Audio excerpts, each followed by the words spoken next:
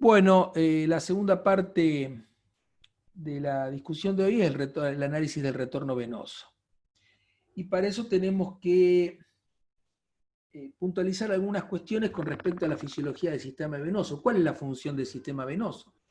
Básicamente dos: retornar la sangre al corazón y actuar como reservorio de sangre para asegurar el retorno venoso adecuado al corazón derecho.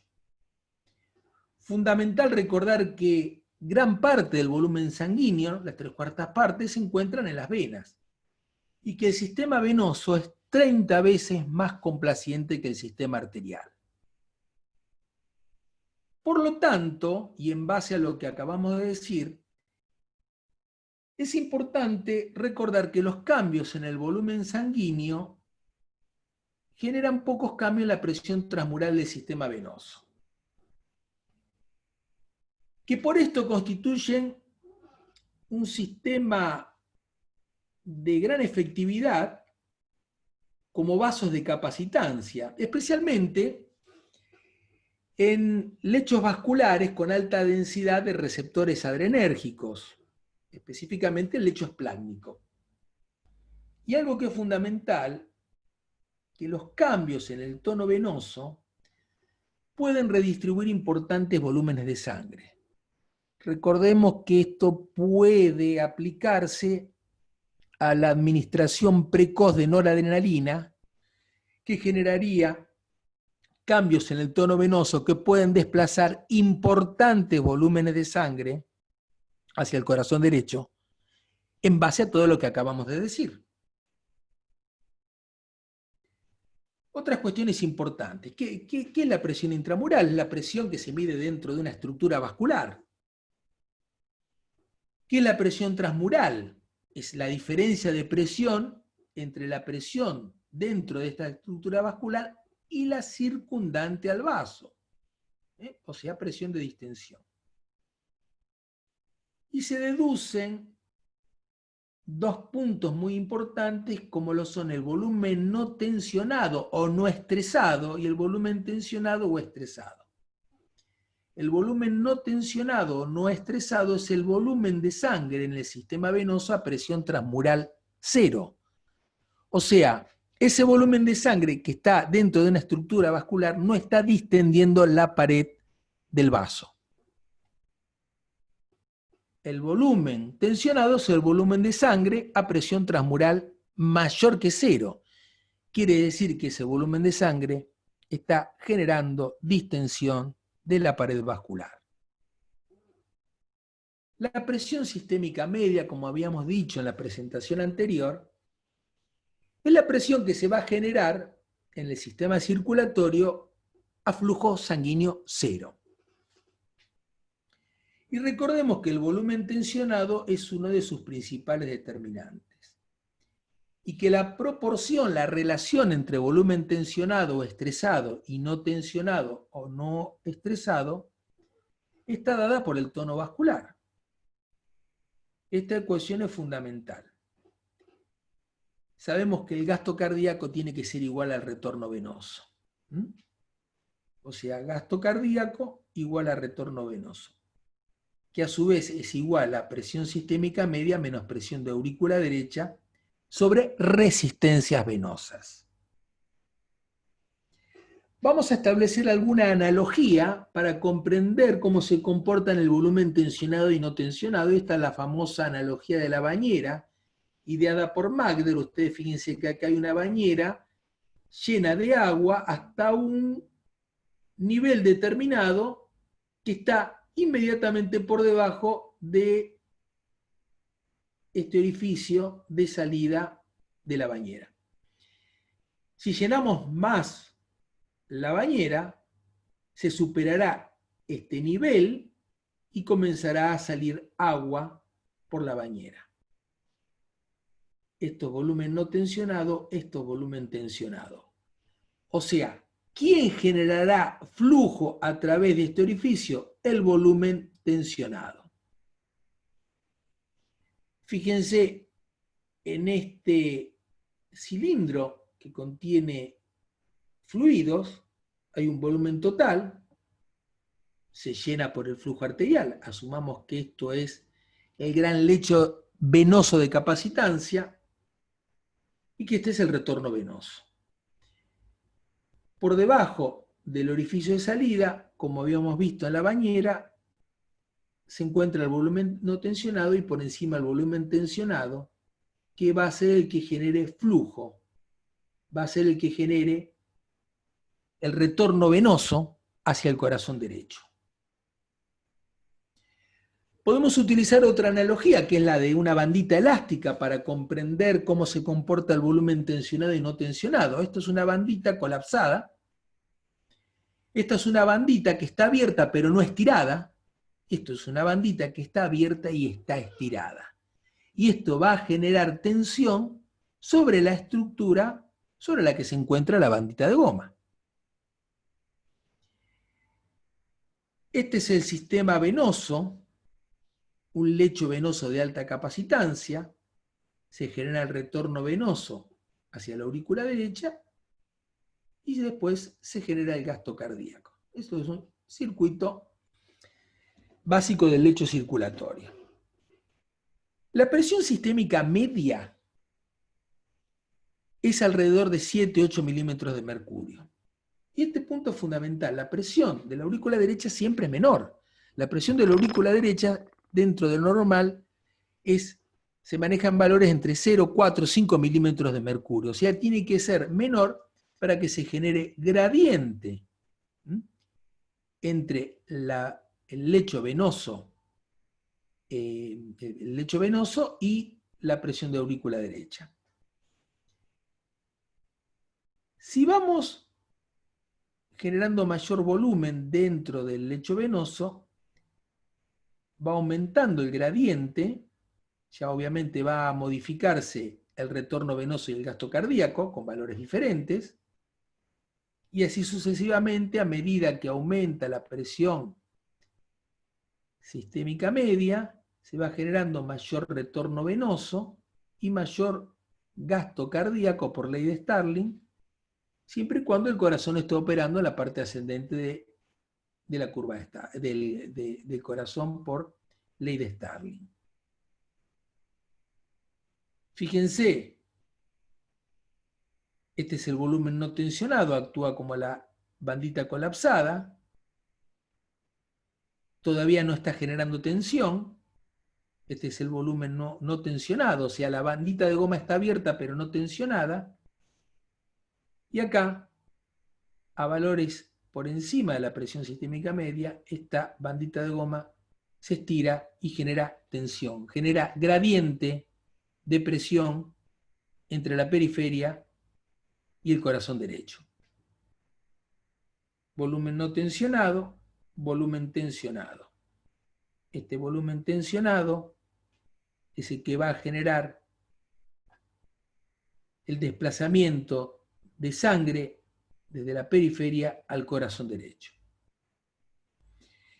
Y esto, que espero que se pueda ver bien, es otra analogía un poco más casera, donde hay un guante de látex, de los que utilizamos habitualmente en la unidad de terapia intensiva, conectado a una jeringa que tiene un líquido con un color determinado para que se pueda observar, y el guante en otra parte está conectado a una columna con 1 centímetro para ver si aparece flujo a nivel de este catéter. Empiezo a llenar el guante, no se genera ningún tipo, no aparece este líquido en el catéter, o sea que no hay flujo, pero el guante ya se empezó a llenar con líquido. O sea, el guante ya tiene un volumen determinado, pero que no está tensando las paredes del mismo, por lo tanto no va a haber flujo, no va a haber gradiente y no va a aparecer este líquido acá. Cuando el guante se va llenando, empieza a aparecer líquido acá. Y esto se debe a que las paredes del guante han sido tensionadas y están generando flujo. Como se puede ver acá, una vez que el guante se ha llenado bastante, se han tensionado sus paredes y han generado un gradiente de presión que uno puede observarlo a este nivel. Ustedes podrán ver la presión transmural y el volumen intravascular total, un segmento de volumen no tensionado y otro segmento de volumen tensionado. O sea que a medida que vamos generando mayor volumen intravascular, este volumen no tensionado no va a aumentar la presión hasta que las paredes vasculares se distiendan. O sea, es la relación entre la diferencia de volumen y la diferencia de presión. ¿Qué pasa cuando administramos fluidos en lo que respecta a la presión sistémica media y el gasto cardíaco? Curva de función ventricular, volumen sistólico, precarga, podríamos decir, en este caso, presión venosa central o presión de aurícula derecha. El ejemplo de A a B. Administramos fluido y aumentamos la presión sistólica, la presión sistémica media. O sea, aumenta el volumen tensionado. Y si estamos en la parte ascendente de la curva de Starling, de A a B, se generó un importante aumento del gasto cardíaco con un no muy significativo aumento de las precargas, o sea, de la presión de aurícula derecha. En el ejemplo C a D, cuando administramos fluidos, se generó un aumento de la presión sistémica media, pero está operando en la parte de la meseta de la curva de Starling, por lo tanto no se generó un aumento del gasto cardíaco significativo y sin embargo sí se generó un importante aumento de la presión venosa central o de aurícula derecha. Y el ejemplo de A a E es que no se generó un suficiente aumento de la presión sistémica media, por lo tanto el volumen tensionado no aumentó y el gasto cardíaco no aumentó en consecuencia. Hablábamos recién de presión venosa central. ¿Para qué medimos la presión venosa central? Para estimar la precarga, para estimar la volemia, para guiar la administración de fluidos en la resucitación inicial del shock. Hay una notable ausencia de correlación entre la medición del volumen sanguíneo y la presión venosa central. Perdón. Fíjense la dispersión tremenda que existe cuando confrontamos la presión venosa central con el déficit o exceso de volumen sanguíneo. Una tremenda dispersión que nos da la pauta de que existe una absoluta falta de correlación entre lo que es el volumen sanguíneo y la presión venosa central. Recordemos que la presión venosa central no debe utilizarse como parámetro, es un índice estático que nos sirve para predecir la respuesta a fluidos. Fíjense en esta revisión, y utilizar el valor de la presión venosa central como predictor de respuesta a fluidos está en torno a 0.5, o sea que es como tirar una moneda. Entonces, ¿para qué medimos la presión venosa central? Estimar precarga, estimar volemia, pero la medición exclusiva de la presión venosa central no nos permite realizar estas estimaciones. Y esto se puede comprender siempre y cuando tengamos presente que la presión venosa central y el gasto cardíaco van a estar determinados por la asociación de dos curvas, la de función cardíaca y la de retorno venoso. Curva de función cardíaca y curva de retorno venoso.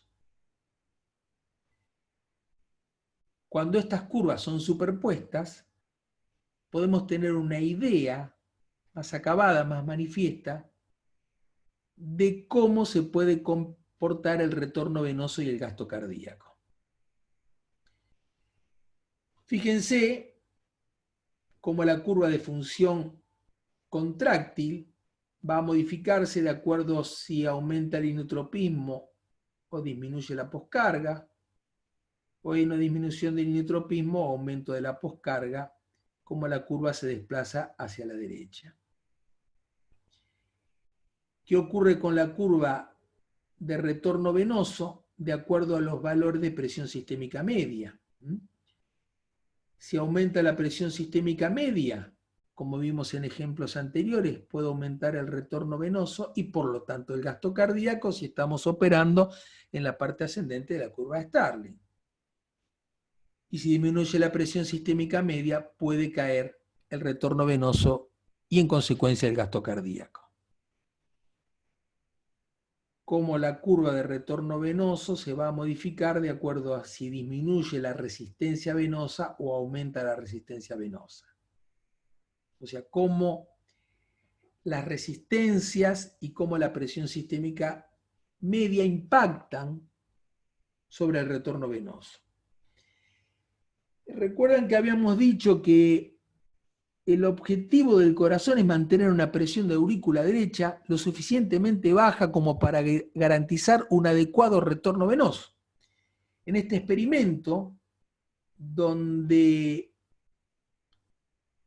el sistema circulatorio se encuentra sometido a la acción de una bomba de circulación extracorpórea, el valor de presión a flujo cero, que es la presión sistémica media, cómo empiezan a modificarse las presiones venosas y la presión arterial a medida que aumenta el gasto cardíaco, a medida que se da mayor flujo a esta bomba.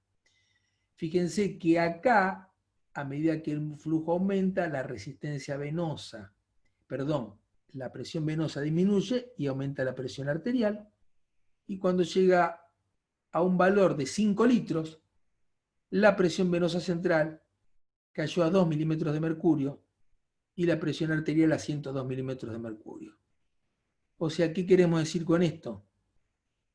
Que cuando el corazón está operando en su máxima performance, la presión venosa central tiene que mantenerse baja para garantizar el retorno venoso y garantizar un gasto cardíaco adecuado.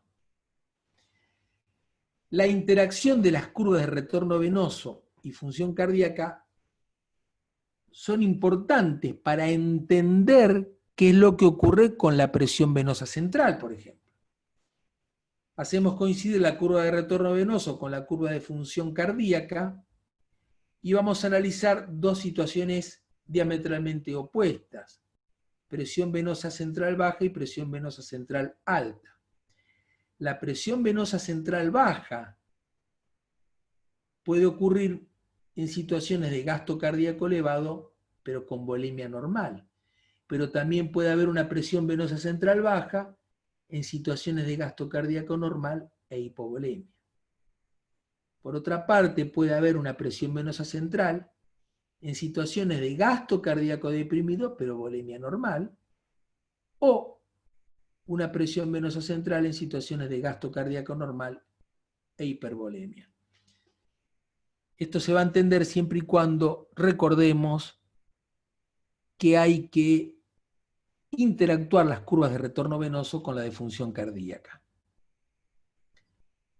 Es importante recordar que una presión venosa central elevada es un factor que va a comprometer la perfusión orgánica.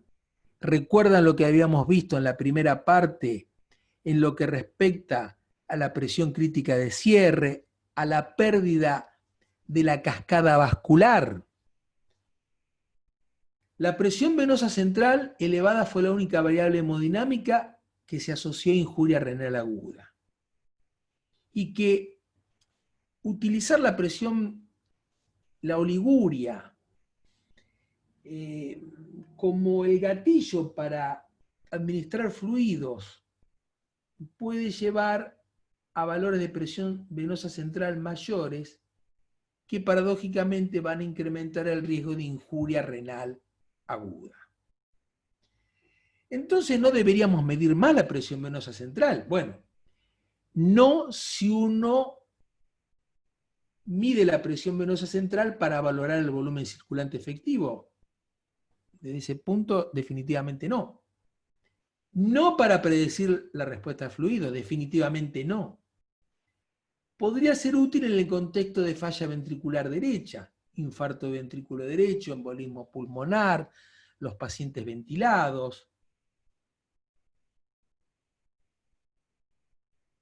Utilidad para monitorizar la respuesta de la función del ventrículo derecho al desafío de fluidos. Algún protocolo ha propuesto el monitoreo de la presión venosa central, diríamos como límite de seguridad.